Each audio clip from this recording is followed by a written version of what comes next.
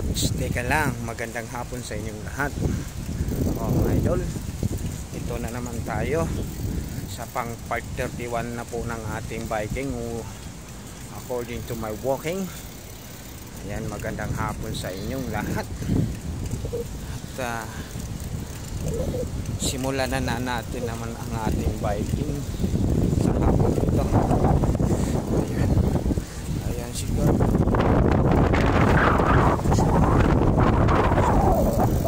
May pakunti-kunti na rin nung nagbabike. Ayan na sila. Yun. Ito na tayo mga idol. Naka 10 rounds na tayo. So bumili muna tayo ng maiinom sa 7-Eleven kasi nauuhaw naman ang aking mga bulate. So ayan na. Tika lang. Lagay muna natin ang ating cellphone para makainom tayo.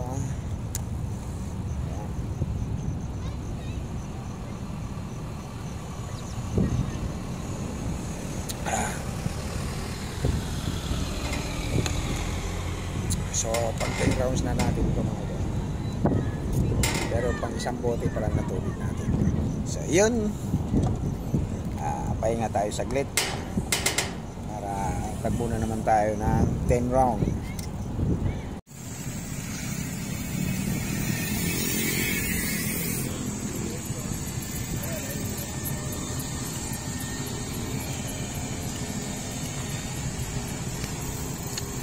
So pawis na tayo mga idol. Ito na tayo. Ayan o, grass cutter. Grass cutter.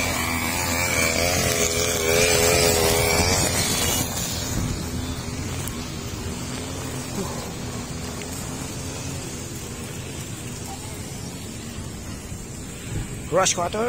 Ayan, yan yung iniikot natin mga idol. Mula doon sa malayo. Dito. So 16 na poste yan. Yan o, poste na yan. Saka ito, 16. So 50 meters ang bawat isa dyan, pagitan. Last round na natin to mga idol.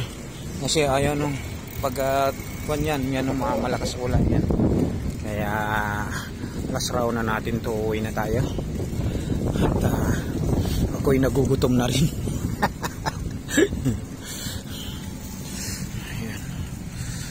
Gutom na ako. So last round na natin to. So 18 rounds lang tayo.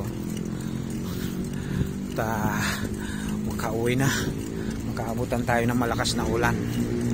So yun lang mga idol. Maraming salamat sa lahat ng aking supporters, sa followers, non-followers, friend and non-friend, relative and non-relative.